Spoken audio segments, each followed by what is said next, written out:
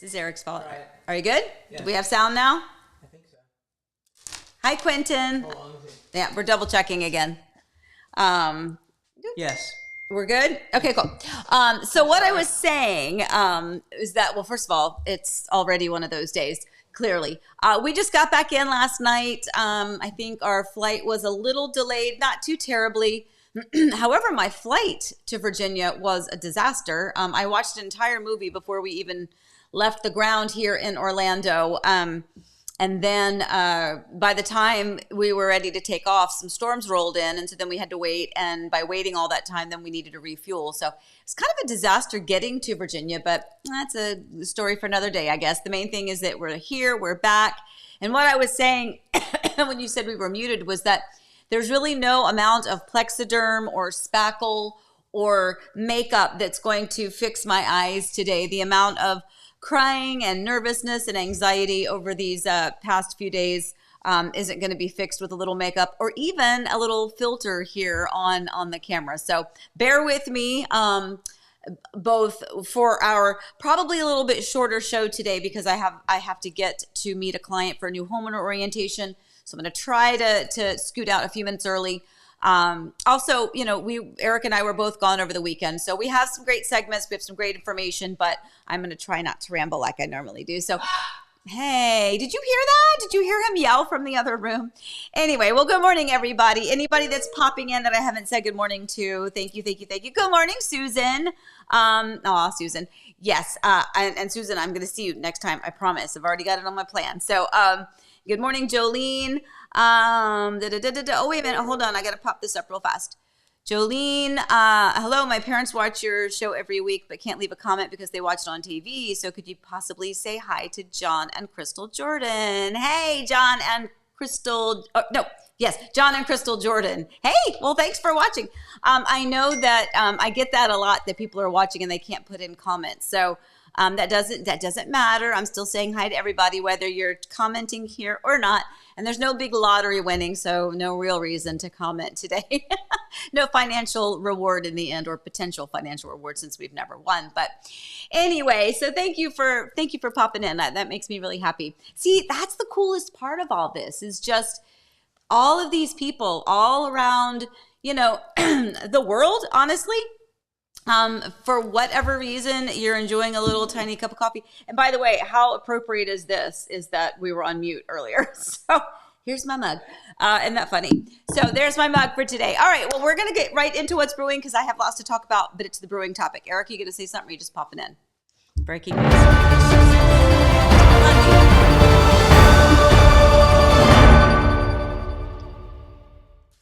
Amy, I'm here across the countertop, and I have some breaking news. I was trying to get our son his football ticket. Right. Got his football ticket. You did? Yeah. Excellent.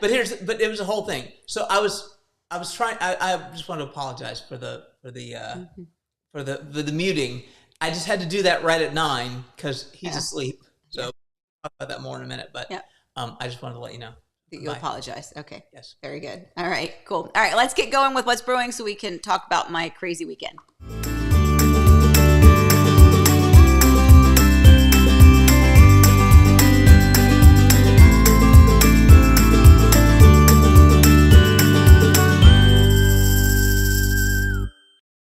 Okay, so here are the what's brewing topics for today. College drop-off.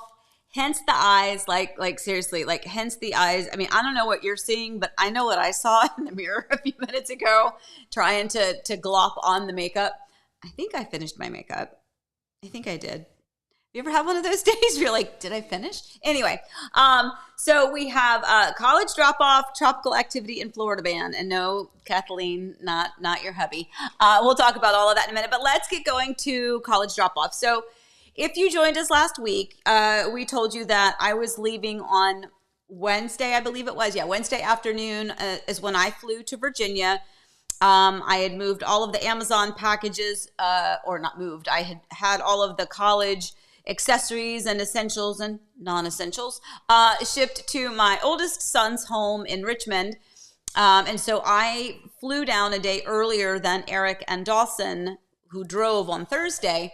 I flew so that I could unbox everything, coordinate, organize, then go do a quick run of all of those other items that I didn't quite get, and like food and stuff like that you want to get at the last minute.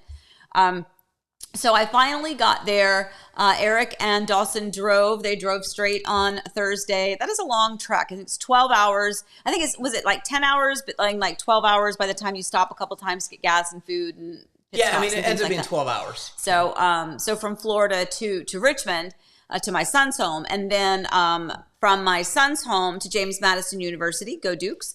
That is a 2-hour drive. So, it was quite a day. So his actual physical move in was on Friday. He is our fourth, so we are not new to this. We have done this with my oldest when he went to UVA. We did this with my daughter when she moved into JMU. We did this for my daughter, Elizabeth, when she went to Valdosta State in Georgia. And, and so Dawson is our fourth. So we're not new to it, but it doesn't get any easier. I'm going to stop talking about it, but you think... Well, show the picture and then it'll make no. Well, I think, where is it? Oh, there it is. So I think that...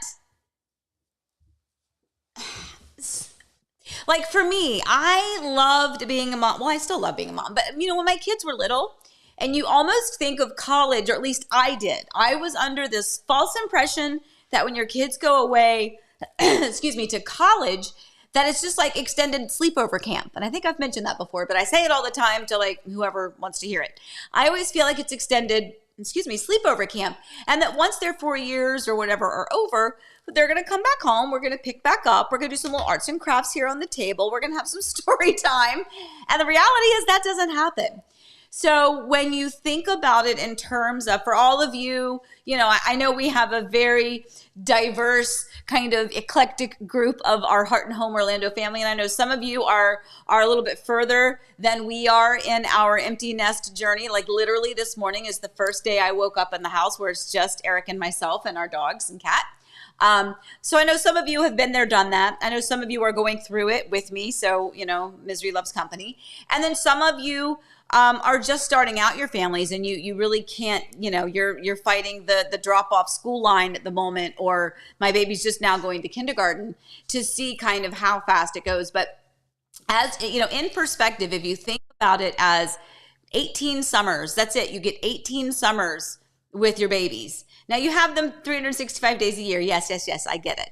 But when you think about it, once they are of school age, which by the way, 5 years old, so that's not that much time with them before they're going to be gone the majority of the day, 5 days a week. And then the summer really is that time where, people have those vacations. They come to Disney, they go on their trips. They have mom and dad accessible to them a little bit more, assuming mom and dad, maybe have summers off too. But at any rate, when you think of it as 18 summers, it really kind of changes the perspective of it. So for those of you going through it, so this is this picture. I haven't looked at it yet because I don't want to look at it. But so I will look at it. I'm looking at it now. The picture of Dawson and me. Oh, yeah. So this is Dawson and myself, obviously. I don't know why Eric only picked one, because there's a great picture of Eric and Dawson together. There's one of just Dawson together. There's one of Dawson and I hugging goodbye. That's probably a good one that we don't show that one. But anyway, so here's Dawson. We had him all moved in. We did loft his bed. So part of our move-in journey was putting his bed up. So in this case, his desk slides underneath. He's got his own fridge. That's also underneath. That's kind of behind me. You can probably see it there. It's funny because everybody notices the little dry erase sticker thing that's behind him, and it says "Call Mom." So I've done that actually for all of my kids. I think for my girls, I stuck like a bazillion sticky notes all around for them to find. But at any rate, he's doing great. Miss him terribly. He's so handsome. Anyway, so college move-in. Again, for those of you going through it for the first time, it doesn't really get better, but it gets better. And then for those of you like me, where you're like, oh man, that was the last one. It's like, we should probably celebrate a little bit because it's quite a thing. Eric and I were like on the flight home, we're like, 4 kids, through college, like that's great. I mean, 2 of them are through. One of them is finishing up. And Elizabeth, I just saw, yes, baby girl, you're going to be home on Thursday. So that's good. Elizabeth's coming home because, just a side note, Elizabeth is coming home because she's closing on her home, my friends. She's going to be closing on Friday on her brand new, beautiful Meritage home. And we're super excited about that. So she's going to finish up college. Husband's going to get back from deployment, and then they are going to move into their beautiful new home and start their journey together. So we do things a little off the normal path in our family. Anyway, so college move-in, that's where it is. I think just real quick, and then I'll move on to the next topic. But so the move-in dates for the students was either Friday or Saturday, and you were able to pick your day at a specific time. It opened up, and you could pick the day that you wanted, and then you could pick your time. And we didn't know what Dawson was going to want either Friday or Saturday. So as parents do, you don't want to pressure because you don't want to you don't want to make things more anxious. So we weren't really sure. So when we had to choose our flights and everything, we did it with the assumption that, well, he's probably going to want to move on Saturday. But the reality is he said he wanted to move in Friday, which was great. That just meant we had an extra day because we left, we moved him in Friday morning. We left Friday night. By the way, parents, I will not tell you what it is that you need to do, but I will tell you from experience, you don't need to stay overnight the first night that your child is at college. You need to move them in. You need to, in fact, who was it? The guy that gave the orientation, he was so Director fabulous. Of Student Affairs. Director of Student Affairs. Tim Miller. Tim Miller was absolutely fabulous in his speech, his welcoming speech to the students at orientation, not this move-in. But he basically said the same thing. He's like, look, set a time, if you can, Determine when it is that you're going to leave so that you can, that you can basically just rip that Band-Aid and that you can scoot and let your child start to acclimate, whether it's that they want to sit and talk to their roommate, whether it's that they want to walk around campus or grounds or wherever on their own, or if they, just want to kind of, sit and figure out how to open doors, where's laundry, give them that moment to have you scoot. But I won't really tell you what to do. I'm just saying, parents, it's kind of good if you set that time and then you scoot and you leave. And Dawson's roommate moved in on Saturday, so he had a night there in his room by himself. Roommate came on Saturdays, met his suite mates, and things are off and going for him. So anyway, all right, so let's move on to our second topic. Our second topic is tropical activity. So first of all, oh bother is right. So I don't know if you remember, but we've talked about how the hurricane with I names have always been the ones that got us. Isabel in Virginia when we lived there, and then Irma and Ian, both while we've lived here in Florida. But I don't think we're going to get an I this year because the I is due. It's due now because I think we're like but I don't think it's heading towards. No, I'm saying it's so if you look there, we're on Gert. So we're to Gert. So, I see. So we're not to now the I yet. Hillary is hitting California right now, or has been. So I is next. So if you see that 92L, that might be the I one. Oh dear. Or 91L, but so 91L probably won't bother us, but But anyway, so here we are. That's the coffee pot. Sorry. So this is just kind of a quick overview of some of the tropical activity out there. But the key thing is they're turning away. Yeah. Nothing coming to us. No, good. They're all kind of whoop-de-doops. But the thing is that this is the time of year that we're in. This is the season that we're in, and really, it's just part of what you deal with when you live, pretty much anywhere. I think on the coast, even in Virginia, there was still hurricane season, right? Because you just, Florida, obviously, we've kind of got water coming at us from everywhere. But anyway, so hopefully none of these are gonna do anything to us. They're all just gonna kind of fizzle out and go away, and hopefully not do any damage. But yeah, we're gonna keep an eye on the eye, right? How was that? All right, let's go back to our third. Oh my gosh. All right. Third, what's brewing is Florida Man. Okay. So first of all, I have to preface this by saying, no, Kathleen, not your husband. So Florida Man, I think, Eric, what? Well, I was just going to say, so Florida Man is a thing, like there's so many newspaper headlines that say, Florida man throws an alligator into the Wendy's drive-thru window, which is an actual story that happened. I'm sure it is. But you may know we have some of our friends and go by Mr. and Mrs. Florida Man, although I don't think they like that anymore, so we're not really going to talk about that. But we know who they are, right? They're friends of ours now. We just consider you guys friends. But the Florida Man that we're referencing is an AI-generated, and they think, Eric, did you say they did this for like every state or for like, what does the AI decide that person, a Virginian, looks like, the Virginia man or the Florida the man? Wisconsin one had like a cheese head on and like a bunch of cheese in front of them. So this is what they think, the AI assumes is a typical Florida man. Are you ready? Now, I mean, I get it, the tropical, light, bright, flowy, Hawaiian-looking stuff and the flip-flops and the hat, but I get it. It looks just like our Florida man that commented. No, I'm kidding. No, it doesn't. Anyway, so that's that. I mean, I do know a couple people that look like that, but that's not what I would consider the iconic Florida man. So anyway, all right. So I think I've yacked enough to see if we've got any comments or any questions, rather. Not yet? No questions? Oh, you're supposed to be asking me questions. Otherwise, this show's going to go really fast. Yep. Okay. Everybody says they can hear me now. Good morning. Good morning. Okay, cool. All right. Excellent. Well, then I'm going to move on to, so today we have a new homeowner orientation. And I just want to talk real quick about what that means. And builders call them different things. And this is referencing new construction only. A new homeowner orientation is referencing new construction, a brand new built home. And what is the significance of this? What is the point of this? And when does this typically happen? So a new homeowner orientation, keep in mind, all these builders call it something different. New homeowner orientation, new homeowner presentation, new homeowner demonstration, just all of those different things. But ultimately, it means the same thing. It is an opportunity for you to walk the home with the builder prior to closing, typically about 1 week prior to closing, although that can vary. But it should be about, a week before closing, generally speaking. And that is a pre-scheduled appointment. Your builder will communicate that with you. That is a longer walkthrough. Obviously, it depends on the square footage of your home, but, expect that to be at least an hour, but more likely probably an hour and a half to 2 hours. Both the interior and the exterior, you are walked through with the builder. And it's an opportunity for them to show you and to give you important information about how your home functions mechanically.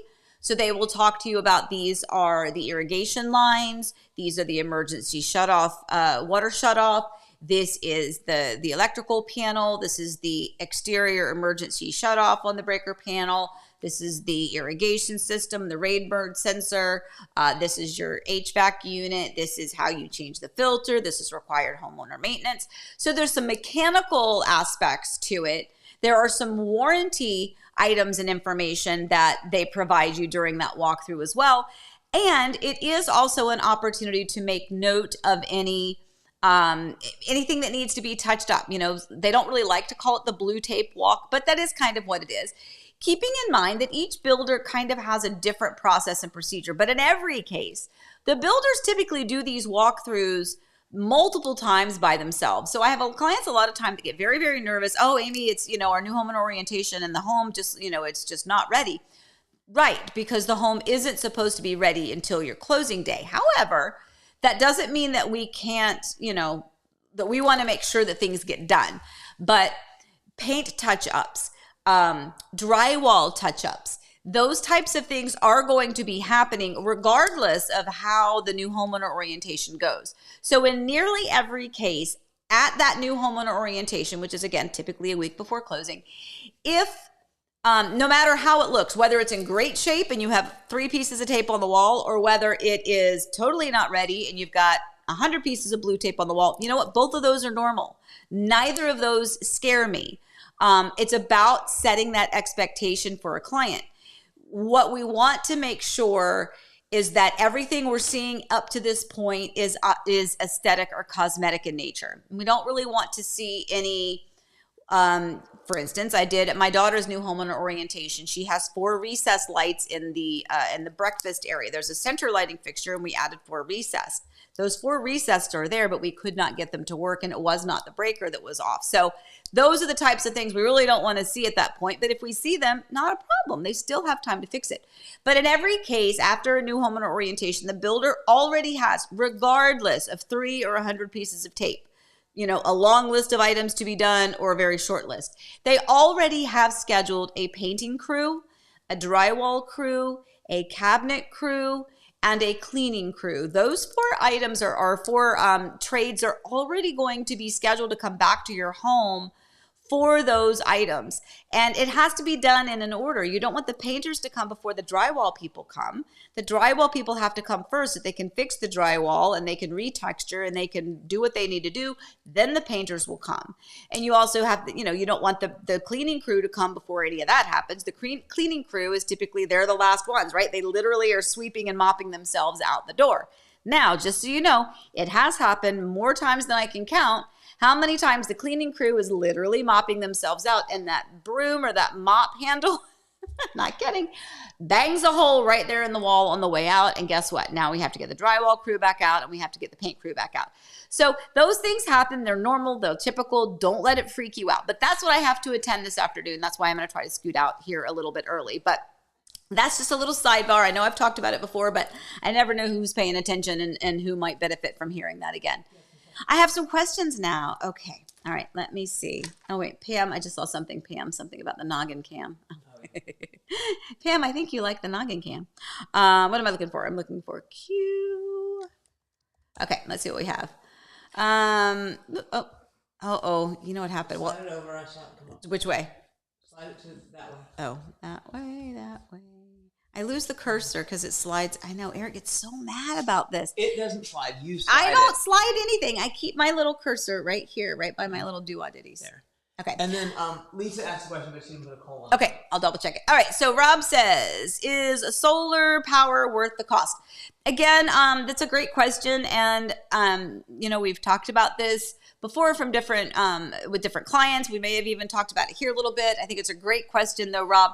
And the reality is, it depends on what you want.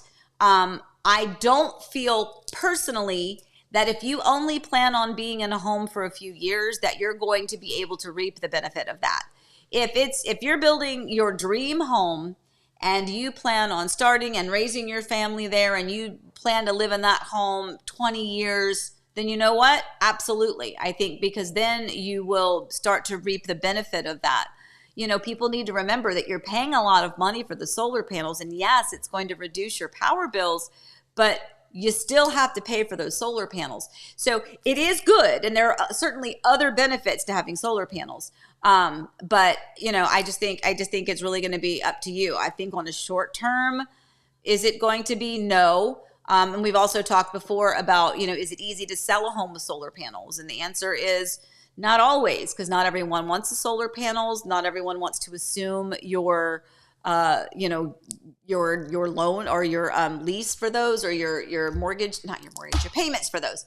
If you haven't paid it off in full, some people pay it in full, and that's great. Some people are like, oh, when I price my home, I'm just going to add to it the balance of what the solar panels were. Well, I actually have sold a home where we did sort of do that, but the appreciation of their home warranted that. It wasn't that the solar panels warranted being able to price it higher.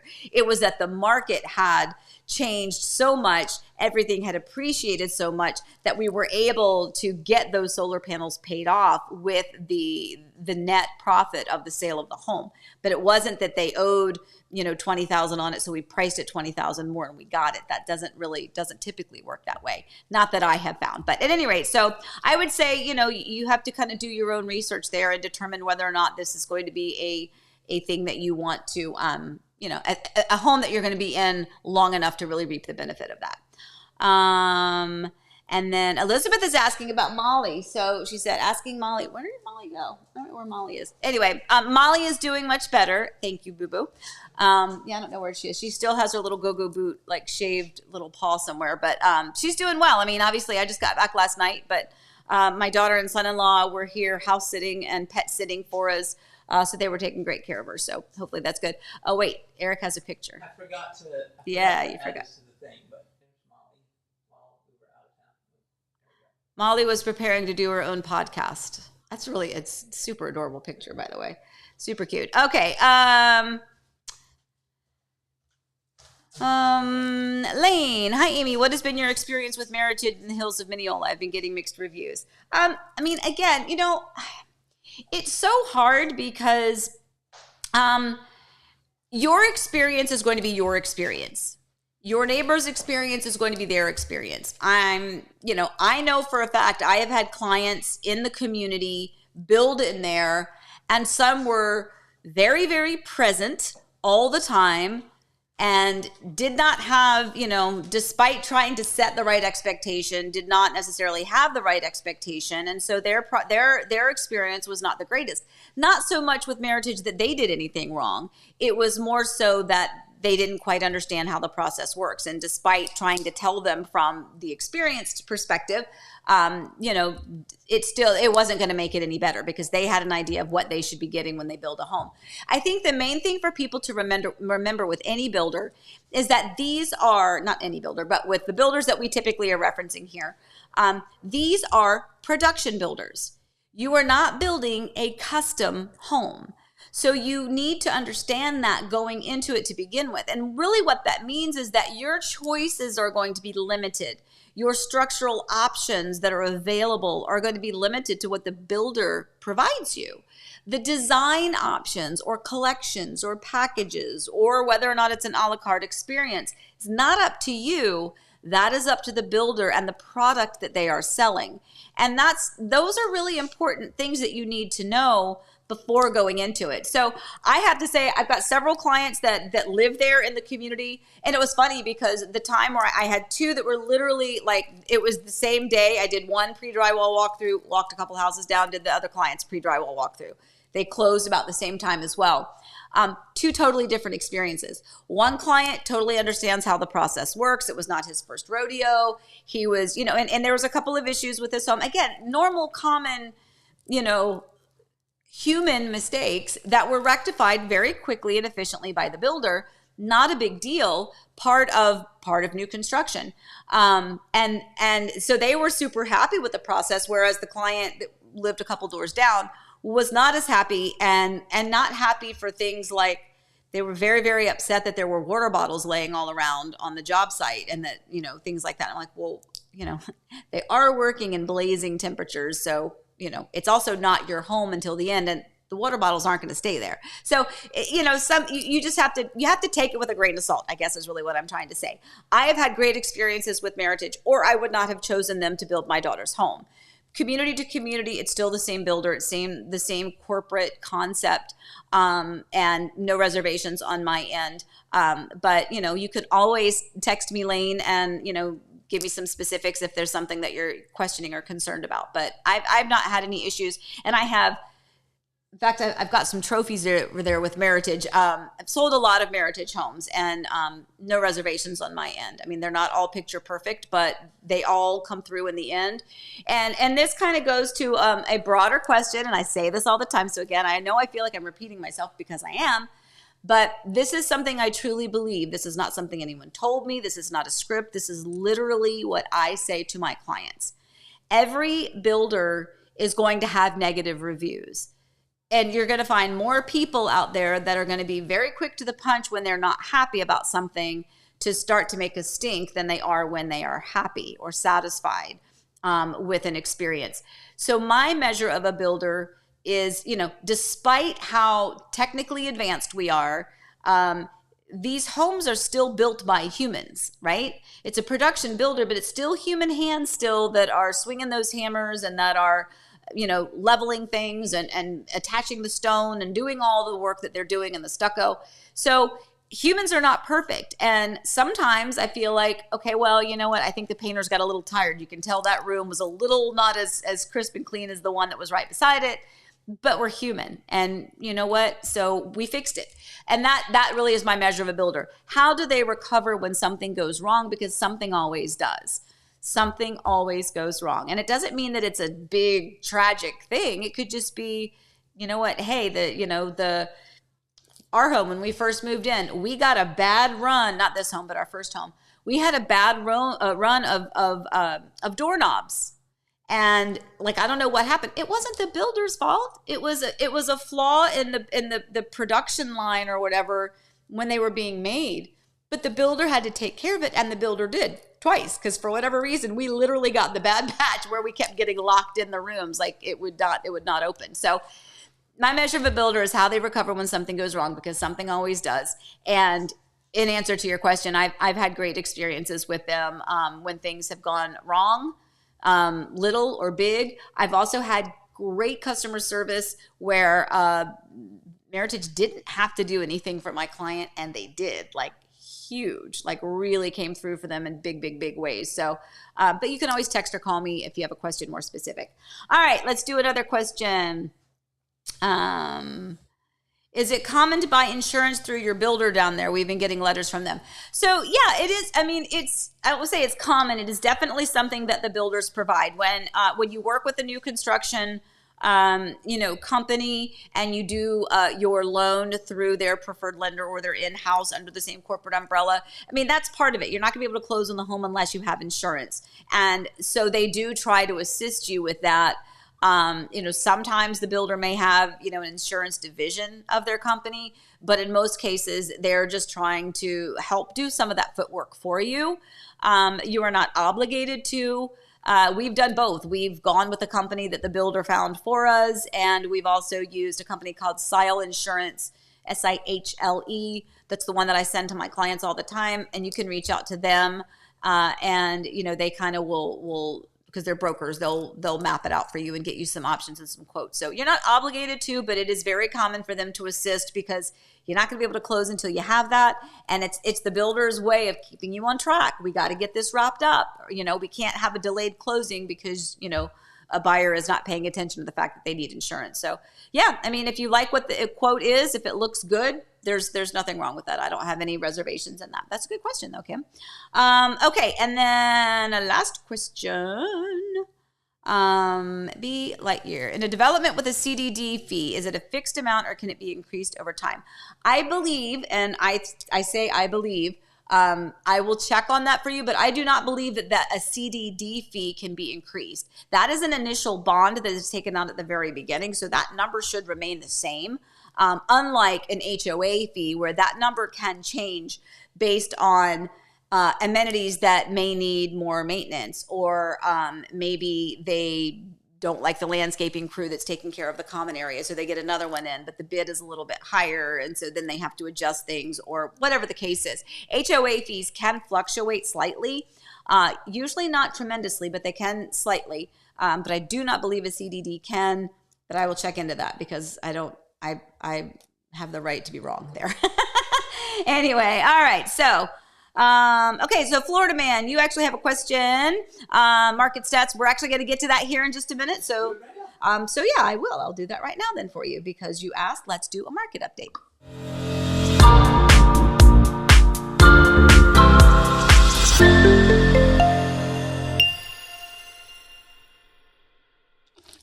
Okay, sorry, on to the cold caffeine. Okay, by the way, where did we get this? This was my last night's Diet Coke from Auntie Anne's Pretzels at the airport when we landed in Orlando. Oh, by the way, guess what? Let's tell them. Do you know how we talked about Terminal C is like the longest walk forever and ever and ever in a day? And we're like, why in the world would they put so much thought and attention to detail into that terminal, but have no walking sidewalks or moving sidewalks? And guess what? They're getting them. So that's fantastic. If you haven't been through Terminal C yet, you'll be so grateful that they finally put them in. Although I don't know why they didn't do that to begin with. But anyway, so here's your market update for you. So really the biggest thing that we noticed, if you look at the bottom, the single family homes under 750 and the townhomes, those look pretty much on course for where we were before. So let's just go over those two real quick. Let's go to the townhomes. So the average townhome sale price is about $435, making it a price per square foot about $247 and only about 9 days-ish on the market. Please do not get mad if you have a townhome and it's been on the market for 14 days. Okay, these are just averages, all right? The single family homes under 750, the average sale price is $569, $950, $266 a square foot, about 18 days. Now keep in mind, this is really important. I like but don't like this particular little section because a single family home is also including a bungalow. And a bungalow is the rear entry garage style series home that almost every builder out here has. They are very popular, but that is very different from a front load garage style home. So if you were looking for a front load garage style home here in the Horizon West area, you really need to be more around that 650 mark.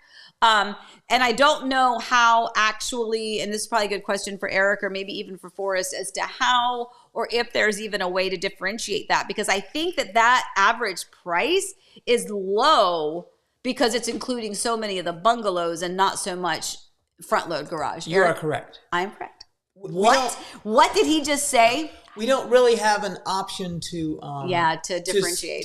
Because the MLS lists single family as just means it's unattached. That's it. That's all we get. So right, and with so many of those homes, so many builders, there are some communities where that's all that's in the community are those bungalows. So yeah, I think that's important to note. So again, to set that expectation, anyone looking for a typical 4-bedroom, 2-bath, or 3-bedroom, 2-bath, 1-story front load garage style home with the backyard, you're not going to find that at $560-some thousand. Yeah. You're going to need to be in the upper sixes to find that. But if you are okay with the rear entry, then you're definitely going to have those. So, one of the things, we were talking to a sales rep over at Silverleaf the other day. Mm-hmm. And so that's what he said is a good indication of what you're talking about. Yeah. He was a little upset because he's like, all we have to sell is bungalows, and they keep building bungalows, but people love bungalows, but they want front load garages too. So that's probably why that price is a little low. Right. And also because we break out 750 and above. So there's nothing to push that average up as well. True. So there's a lot of homes with front load garages that are selling for more than 750. So we call that a luxury home. And off we go. Market full. I was just trying to look Okay. at that other number Yeah. because now that I'm off of it, can I go back to market full? Yeah. Well, you might have to. That's fine. Oh no. Well, no, that's not it. You Anyway. can go through the intro. No, I can do it for you. No, it's okay. It doesn't matter. We were just gonna say, really, the biggest difference is that the larger homes are taking about 5 days longer to sell now. On that note, I don't know if we gave great updates on Monday. But we have, okay, great. Thank you, dear. So if you look at in the upper right-hand corner, the luxury homes over 750, and by the way, that's funny because, luxury homes is also different than just a typical 2-story that's maybe 4 bedrooms, 3 baths, that's maybe 3,100 square feet. That's not considered luxury necessarily. But if you do take a look, the luxury homes over 750, average sale price, well, that's a lot of ones, $1,111,100. Average price per square foot, $325. Average days in the market now is closer to 27. And I think that's really important to kind of note, so that some of these homes that, in fact, we have a listing appointment this afternoon. And this is great information for that particular client because it is taking a little bit longer for those homes to sell. Keep in mind, it's so many different factors. It's also the time of year that we're in. There's lots of other things that really have nothing to do with whether or not your home is good. It's whether or not, are there any buyers out there looking to move right now? If they are they looking in your area? If they're looking in your area, are they looking for that size home? If they're looking for that size home, are they looking in that community? So, you really kind of have to hone in. And so that's probably a reason that's a little bit longer. So on that note, we had, and I don't know if we have an update on this in here because, again, kudos to Eric for putting this together at the wee hours of the morning, and Forrest for sure. The show, yeah. But so we had that adorable little rear entry, 3-bedroom, 2-bath home that was on a corner home site. So the whole side yard was fenced in. Boom. By the way, here's an example. The home was listed at $479,990, right? Great price to get under $500,000 in, the Winter Garden Horizon West area. It's only a few years old because it was on a corner home site. Even though it was a rear entry, it had a huge yard there on the side, priced really well. And we were getting a ton of foot traffic, so much foot traffic on that one. And somebody comes in with a cash offer of $350. And I'm like, what? I'm sorry. It was $450. Which you might think to yourself, well, if I was a cash buyer, I'd probably offer $450 too. But not when the home is getting that much foot traffic, because they're I was like, well, certainly I do my due diligence. I present that to the seller, but I don't think that given the amount of foot traffic and the short amount of days on the market that they would be willing to take $30,000 under what they're asking. And even for a cash buyer. And they said, oh, we'd really love to, do a deal with you, please double check with them. And then right at that same time, we got a full price offer right away. And so you have to understand, any of you cash buyers out there, you have some great benefits, right? You have the ability to not have to have an appraisal done. That's great for a seller. You have lots of things, excuse me, that it's great to have. There's no financing contingency. You can close sooner. There's a lot of benefits to being a cash buyer, but it doesn't necessarily always warrant you coming in so low, so far under asking price. And this is where you need to trust your realtor. You need to find out if the home that you are interested in is priced appropriately. And I say this all the time.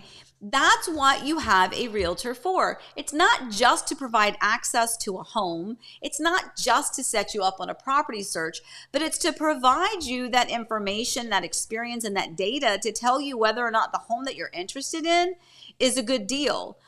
Is it priced too high? Is it priced too low? And you might go, Amy, what's going to be priced too low? Well, you know what?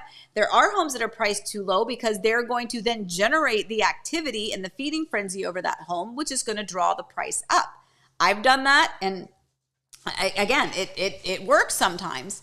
And so, you want to be clear with your client about that, and advise them. And sometimes, just had this the other day, I had some clients that really, really, really wanted a specific home. The home had just gone on the market and was due to have a full first weekend of it being on the market. Home was beautiful, absolutely beautiful. I don't think it was ever really lived in. and it was actually priced okay. It wasn't priced ridiculously, astronomically, up in the rafters.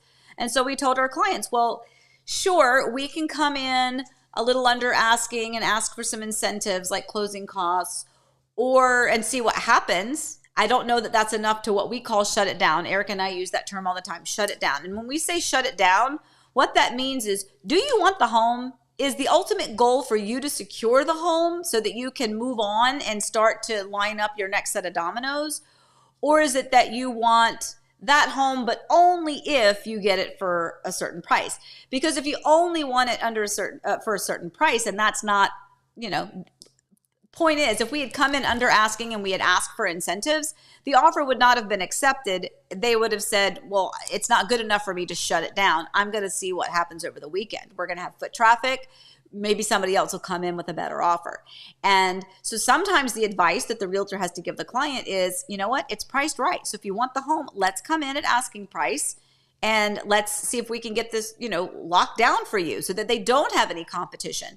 So that's why you need a realtor. You need to determine each house and each client individually and how you navigate and how you can be strategic with offers. And if you're the seller, strategic with pricing. It's not just about opening doors. So I really hope that in the course of all of these little coffee times and all of the goofy Sunday drive segments that we do, that you understand that it's a multifaceted, job, and you really have to, it's not a one and done. You don't do the same process and procedure for each client. So I don't even know where I was going with that, but boy, I was rambling. Anyway, point is that home went under contract. Also, our beautiful home in Windermere, Isle also went under contract. So 2 of the listings are under contract already.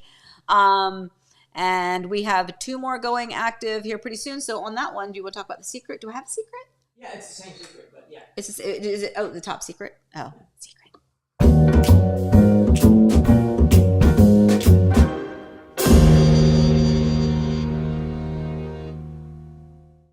Okay, Eric also just gave me a time check, so I'm gonna have to wrap it up here in a few minutes. So we have the inside secret. We have 2 listings getting ready to come on the market. Can't give you too much information, but I can tell you one of them is a townhome, and one of them is a rear entry garage style home, but it is larger, a little over 2,600 square feet.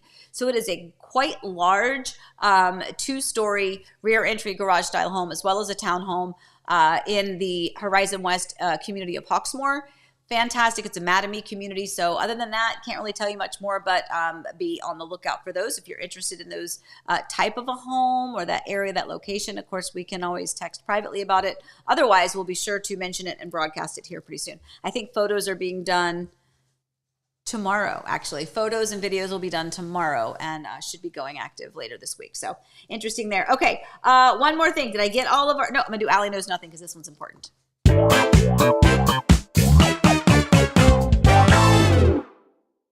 How do real estate agents get paid? That is a really good question. People ask that all the time. So the short answer is by the seller.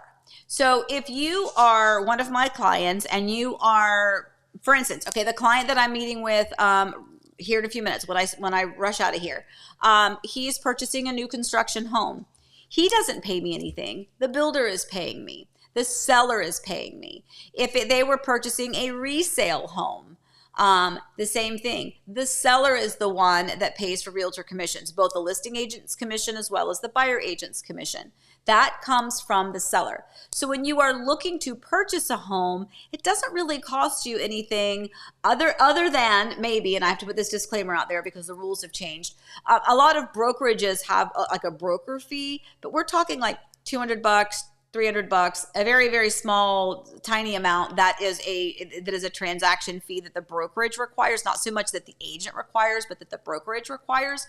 But other than that, to have a realtor help you purchase a home, that they get paid through the seller. Now, if you are the seller, if you are the one getting ready to sell your home, then as the realtor, for my other appointment later on this afternoon, where Eric and I are going to go meet with a client in preparation for getting their home on the market, we provide them what we call a seller's estimated net sheet, and that tells them all of the closing costs, including realtor commissions. If we sell the home at a specific price, all of these line item closing costs are going to be calculated in, including realtor commissions. And that will show them what their estimated net is. Now, keep in mind, Eric says this all the time, and I think it is the smartest way to consider realtor commissions when you are the seller. You need to not think of that as what you're paying the realtor. You need to think of that as the marketing budget, because that is exactly what it is. You're paying your realtor to market your home. You are paying your realtor to advertise it, to get it out there, not just by putting it on the MLS, but by other avenues that we have so many of now. So there's a lot of things that realtor, could, would, should be doing for you. But if you think of it as a marketing fund as opposed to paying your realtor, I think it feels a little bit different, and you can conceptually kind of go, oh, okay, I totally get it now. Anyway, so that's how a realtor gets paid. Okay, I have a couple questions, and then I'm going to skedaddle. Let me see. I just heard Eric in the other room. So, more questions. Yep. Okay. Julia, what are the types of foundations in Florida? Do you have a lot of movement in your soil? We have water, our foundation in Texas. Oh, interesting. So we have slab, concrete slab is our foundation. But prior to doing that, first of all, we have a very sandy soil. So, and again, I'm talking general construction. I'm sure there might be other ways out there that this is done, but in all the homes that I have seen and purchased here myself in Florida, they are all with a concrete slab foundation, but it is a sandy soil. Before they lay that foundation, we talk about the county inspections that go through the process. There are inspections that happen to your property before they even pour the slab. There's grading, there's soil compaction tests, there's all sorts of things that they do to make sure that the land, that piece of earth, is prepped, compacted, and ready to pour the foundation. That being said, you are still going to have exterior stucco cracks. Those are like settlement cracks. Happens all the time, not a deficiency in the quality of construction necessarily. There can be big ones and there can be big problems, but generally speaking, every home is going to have little hairline exterior stucco cracks. Typically happen within the first couple of years as that home continues to settle. But that's really good. So yeah, that's a good question. And that's interesting that you have to water your foundations. Interesting. When my son lived in Texas, I was not told that. So very interesting. All right, another question. Let's see, what do we have now? Okay, I'm not about roughing it any longer. How necessary is it to consider a whole house generator? I can do without the power for a few hours. That's a good question. I have had clients do whole house generators. That's really, again, kind of like the solar panels. That's going to be something up to you as to whether or not it's something that you want to add to your home. I will tell you, we still have our old school generator that we brought with us from Virginia. We really haven't had to use it. Since we've been here. I mean, it's been nice to have. It's nice to prep it in preparation for hurricane season just to see if you have it. But so much of the newer communities rarely lose power. Again, I'm not saying they don't, but it's usually not too terribly bad. Like in Virginia, when Hurricane Isabel hit us, I think we had no power for 10 days. That was not cool. That was not fun at all. That was a little scary actually for a while, but other than that, when we've had the other ones here, they haven't been too bad. It's only off for a little while. Now that being said, I do have a client. If you're interested in this, and we actually are considering doing this for ourselves as well. They have more compact versions of these solar power generators where they basically are continually. I don't even know how to explain it, but he told us one day we sold their home and helped them buy another one, and that's what he does. So if you're interested in information on that, let me know and I'll give you his information. It sounds like a really great alternative, and so small and compact and unintrusive when it comes to that. Do you know any more about those? You want to what Buck sells, the solar power generators? Oh, they're just cool. Yeah. Well, somebody, Lisa was asking about whole house generators and whether or not they should do that, or. Well, I mean, yes and no, but so it depends where you are. This is my opinion completely. Where we are, we haven't lost power in hurricanes because most of the power lines are underground. So that's not that big a deal. We have a generator which I can start up and run it to the fridge, So we're kind of there. So it's a little bit of roughing it. So you might not like that. It's kind of personal taste. At some point, we're going to have a hurricane here that cuts power for a while. Right. So that's all. I would just say, think about it.